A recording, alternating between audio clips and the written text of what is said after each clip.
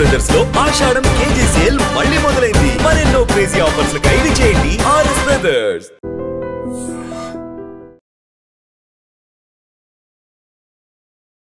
నమస్కారం, welcome to I dream. ధర్మ మార్గం విత్ విజిత కార్యక్రమానికి స్వాగతం.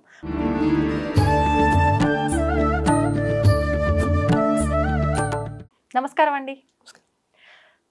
ఈ మధ్య కాలంలో మనం ఎక్కువగా వింటున్నాము, దేవతారాధనలో భాగంగా శ్రీచక్ర ఆరాధన అనేది అందరూ చేయడానికి పనికిరాదు అని చెప్పి, శ్రీచక్రం ఇంట్లో పెట్టుకుంటే ఎక్కువగా నియమాలు పాటించాలి అని, పెట్టుకున్న తర్వాత అందరికీ కలిసి రాదేమో అని చెప్పి, అంటే మనం చేయాల్సిన విధానంలో ఆరాధన చేయట్లేము కాబట్టి మనకది అంటే బెడిసి కొడుతుంది అని చెప్పి రకరకాలుగా మనం వింటూ ఉన్నాం. నిజంగా ఏ రూపంలో ఆరాధించినా అది అమ్మవారి ఆరాధనే. నిజంగా ఇలాంటి దుష్ఫలితాలన్నీ వస్తాయంటారా? శ్రీచక్రం ఇంట్లో పెట్టుకుంటే అందరూ ఆరాధించకూడదంటారా? ఇంకో మాట చెప్పమంటారా? మీరు శ్రీచక్రం అన్నారు కదా, మీ శరీరమే శ్రీచక్రం, అటు బయటకు వెళ్ళిపోండి ఇంట్లోంచి.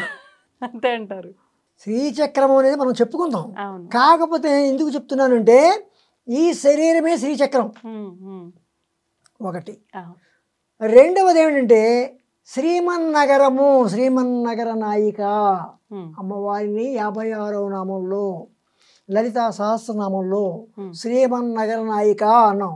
కొందరు అనుకోవచ్చు ఇదేమిట్రా శ్రీచక్రం అంటే ఇది చెప్తున్నాడు ఏమిట్రా అని అనుకోవచ్చు. కాదు, నేను ఒక పద్ధతిలో వస్తున్నా, ఇలా చెప్పాలని నాకు అనిపించింది చెప్తున్నా.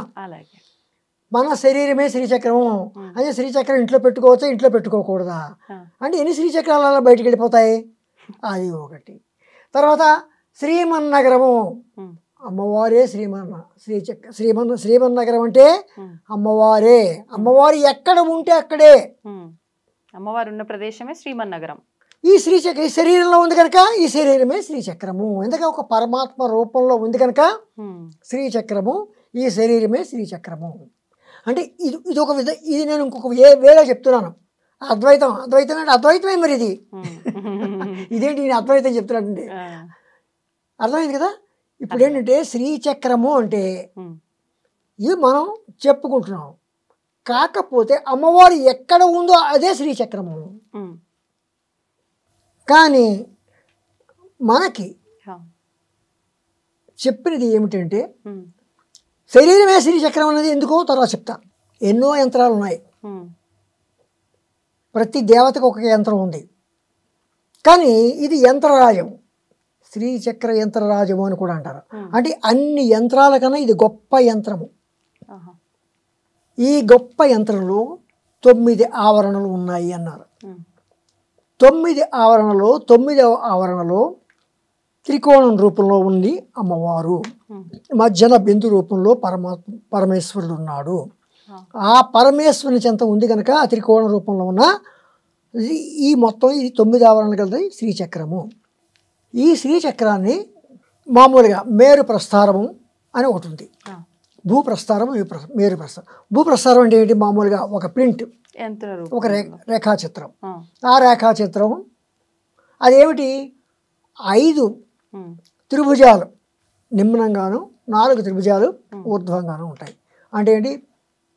పరమాత్మ అంటే పరమేశ్వరుడు, పరమేశ్వరి, శివశక్తి ఐక్యమైనది శ్రీచక్రం. ఇందులో అమ్మవారి జ్యోతి స్వరూపంగా ఉంటే శ్రీచక్రంలో గల ఆవరణలో ఒక్కొక్క ఆవరణలోనూ యోగిని దేవతలు ఉన్నారు. ఆ చక్రేశ్వరి కూడా, ఆ ఆవరణకు ఒక్కొక్క చక్రేశ్వరి కూడా ఉంటారు. మధ్యలో బిందువు దగ్గర పరమేశ్వరుడు, పరమేశ్వరి ఉంటారు. త్రికోణము అమ్మవారు ఉండేది, అమ్మవారు ఉండేది త్రికోణము. ఇది శ్రీచక్రం. దీని మేరు ప్రస్థారం, భూప్రస్థారం 2 రకాలుగా ఉన్నాయి. భూప్రస్థారం అంటే మనం అనుకున్నామంటే ఇందులో ఇక్కడ ఖడ్గమాలలో మనం ఈ శ్రీచక్రాన్ని 9 ఆవరణలుగా చెప్పుకుంటాం. 9 ఆవరణలోనూ మొదటిది భూప్రస్థారం. భూప్రస్థారం అంటే భూపురం 1, భూపురం 2, భూప్రస్థారం కాదు, త్రైలోక్య మోహన చక్రం. భూప్రస్థారం అది భూపురం 1, భూపురం 2, భూపురం 3 అన్నాం. తర్వాత సర్వాస పరిపూర్ణ చక్రం అన్నాం. ఇలాగ 9 ఆవరణలో ఒక్కొక్క ఆవరణ పేరు చెప్పుకుంటూ వస్తున్నాం. ఒక్కొక్క ఆవరణలోనూ ఒక్కొక్క యోగిని దేవత ఉంటుంది, ఒక్కొక్క చక్రేశ్వరి ఉంటుంది. అది ఎందుకంటే నవావరణ పూజ చేసుకున్నప్పుడు ఆ రకంగాను ఖడ్గమాల దీంట్లో ఇంతకుముందు ఒకసారి ఖడ్గమాల గురించి మనం చెప్పుకున్నాం. ఆ ఖడ్గమాల స్తోత్రం కానీ ఖడ్గమాలని మనం చూస్తూ స్తోత్రం చేయడం కానీ ఇలా చేసేటప్పుడు మనకి ఇక్కడ ప్రతి ఆవరణకు యోగిని దేవతలు చక్రేశ్వరి అని చెప్తూ ఉన్నాం. ఇవన్నీ కూడా అమ్మవారి యొక్క కిరణాలు మాత్రమే. అమ్మవారి జ్యోతిష్ ఒక దీపం వెలిగిస్తే ఆ కిరణాలు ఎలాగైతే ప్రసరిస్తాయో ఈ యోగిని దేవతలు చక్రేశ్వరి వీళ్ళందరూ కూడా ప్రసరించిన అమ్మవారి యొక్క కిరణములు. అమ్మవారిని వెతుక్కుంటూ ఎలా వెళుతున్నాం మనం? ప్రథమ ఆవరణ అదేమిటి? త్రైలోక్య మోహన చక్రం నుంచి మనం వెళుతున్నాం. కానీ అమ్మవారిని తెలుసున్న వాళ్ళు ఎక్కడ వెళ్తారు? అమ్మవారి దగ్గర నుంచి బయటకు వస్తారు. శ్రీచక్రం అంటే అది. అయితే ఈ శ్రీచక్రం మన శరీరమే అని ఎలా చెప్పగలిచామంటే అమ్మవారే శ్రీచక్రాన్ని నిర్మించేటప్పుడు మన శరీరంలో షట్చక్రాలు ఉన్నాయి. షట్చక్రాలు ఎక్కడ ఉన్నాయి? గుండె దగ్గర ఉందా, పేగుల్లో ఉన్నాయా అని మెడికల్ స్టూడెంట్లో మాత్రం అనకండి. అమ్మవారు మూలాధారం దగ్గర ఒక ఆవరణ త్రైలోక్య మోహన చక్రము, ఆ తర్వాత సర్వాస పరిపూరక చక్రం స్వాదిష్టాన చక్రం, ఆ తర్వాత మణిపూరం అదొక ఆవరణ, తర్వాత అనాహత చక్రం, విశుద్ధి ఇక్కడ 6 చక్రాలు పూర్తయ్యాయి, 6 ఆవరణలు అయ్యాయి. ఆజ్ఞాచక్రం 7వ ఆవరణ, ఆజ్ఞాచక్రంతో 6 ఆవరణలు అయ్యాయి. ఇక్కడ 6 ఆవరణలు ఇక్కడి నుంచి ద్వాదశాంతము, బ్రహ్మరంధ్రము, సహస్రారము, ఇవి 3.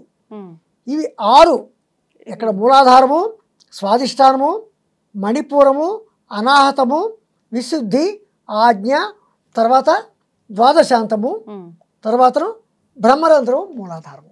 ఇవి 9 అమ్మవారే సృష్టించింది. శ్రీచక్రాన్ని తన యొక్క శరీరం ఈ భాగాలతోటి శ్రీచక్రాన్ని నిర్మించింది. అది శ్రీచక్రం. కనుక మనం ఇలాగా కూర్చుంటే ఒక పిరమిడ్ ఆకారంలో కూర్చుంటే మన శరీరమే ఒక శ్రీచక్రము. కనుక శ్రీచక్రం అంటే మనమే. మీకు అర్థమైంది కదండి? అందుచేతను శ్రీచక్రం అంటే ఏమిటి అంటే మామూలుగా అలాగా. కానీ మనం ఆరాధించేటప్పుడు భూప్రస్థారము, మేరు ప్రస్థారము. మేరు ప్రస్థారం ఏంటంటే ఇలాగా 3D ఫార్మాట్లో ఉంటుంది. అంటే ఒక గుడి గోపురం, ఒక గోపురంలో ఉండి ఒక ఆవరణ పైన ఉండి చివరిలో బిందువు ఉంటుంది. ఇవి 9. పైన బిందువులో అమ్మవారు అయ్యవారు ఉంటుంటారు. ఆ త్రికోణమే అమ్మవారి యొక్క స్వరూపము. అది మరి అయితే ఇప్పుడు మనం ఆ మేరు పర్వతం లాగా ఉన్నదాన్ని ఆరాధించాలా? మీరన్న ప్రింట్ రూపంలో ఉన్నదాన్ని మేరు ప్రస్థానం ఆరాధించాలంటే నిష్ఠా నియమాలు చాలా ఉండాలి. ముఖ్యంగా అంటే ఎటువంటి నియమాలు ఉండాలి? ఎటువంటి నియమాలంటే మామూలుగా చెప్పాలంటే మడి ఆచారంగా ఉన్న శుచి శుభ్రతలతో ఉండాలి. తర్వాత కొంత ఉపదేశాలు కూడా కావాలి. తర్వాత వాటికి నైవేద్యాలు పెట్టే విధానం కావాలి. అదంతా మనకు తెలియాలి. అంటే నిత్యం నైవేద్యం నివేదన చేయాలి. నిత్య నైవేద్యం పెట్టవలసిందే. మంత్రోపాసన తీసుకున్న వాళ్ళు లేదా శ్రీ విద్యోపాసకులు అటువంటి వారు, లేదా ఇంకా మడి ఆచారం పాటిస్తున్నాం మేము శ్రీచక్రాన్ని పూజించుకుంటాము అంటే నిత్య నైవేద్యం మాత్రం ఉండాలి. శ్రీచక్రానికి మనం నైవేద్యం పెట్టాలి. దీనికి ఏవో ఉన్నాయి, ప్రత్యామ్నాయాలు ఉన్నాయి. మనం ఏదైనా ఊరు వెళ్తామండి అంటే బియ్యంలో పెట్టండి, లేదా దర్భంలో పెట్టండి, ధాన్యంలో పెట్టండి అంటుంటారు. అవి కొంచెంసేపు విడిచిపెట్టాలి. నిత్యము నైవేద్యం మాత్రం ఉండాలి. మనం ఉపాసన తీసుకుంటే వీలైనంత వరకు నవావరణార్చనలు అలాంటివి తెలుసుంటే నిష్ఠా నియమాలు మాత్రం బాగా పాటించాలి. పాటించని పక్షంలో దోషం ఏమైనా వస్తే తప్పదు. ఎటువంటి ఇబ్బందులు వస్తాయి? ఇబ్బందులు ఏవైనా వస్తాయి. ఇప్పుడు మీరన్నట్టు ప్రింట్ రూపంలో ఉన్నది ఆరాధిస్తే ఒక ఫోటో లాంటిది అప్పుడు నియమాలు అవసరం లేదంటే నియమాలు అవసరం లేదు. అక్కడ కూడా నియమం అవసరమే.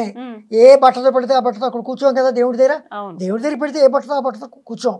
సాధారణంగా మన బాత్రూమ్కి వెళ్ళి వచ్చినా సరే ఖచ్చితంగా బట్టలు మార్చుకోవాలి ఎట్టి పరిస్థితుల్లోనూ. అలాగే ఉదయం దేవుడి దగ్గర అంతే కదా, స్నానం చేసి దేవుడి దగ్గరికి వెళ్ళాం కదా, ఇది అంతే.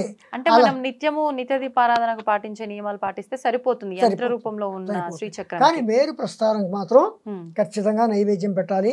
ఆరాధన అనేది ఒక పద్ధతిలో చేయాలి. అందుకే పద్ధతిలో చేయాలి కనుకనే నువ్వన్నీ నేర్చుకో. శ్రీ విద్యోపాసన మొత్తం క్షుణ్ణంగా నేర్చుకో. లేకపోతే నాకు కనీసం నవావరణార్చన నేర్చుకో. నవావరణార్చన కూడా ఒక ఉపదేశం లాంటిది. నవావరణార్చన అంటే అది ఇంచుమించుగా 4-5 గంటలు, పూర్వం 9 గంటలు 10 గంటలు కూడా పట్టేది అని చెప్పేవారు.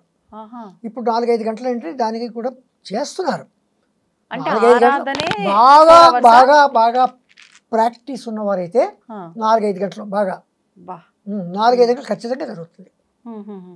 చాలా ఇష్టాన్ని అక్కడ కూడా దృష్టి మన ఇటు అటు మనం చెప్పకూడదు. కేవలం ఆ దేవతారాధన మాత్రమే ఉపయోగించుకోవాలి. అందులో అమ్మవారిని మొత్తం ఒక్కొక్క ఆవరణ పూజలు చేసుకుంటూ చివరి వరకు మనం బిందువు వరకు రావాలి.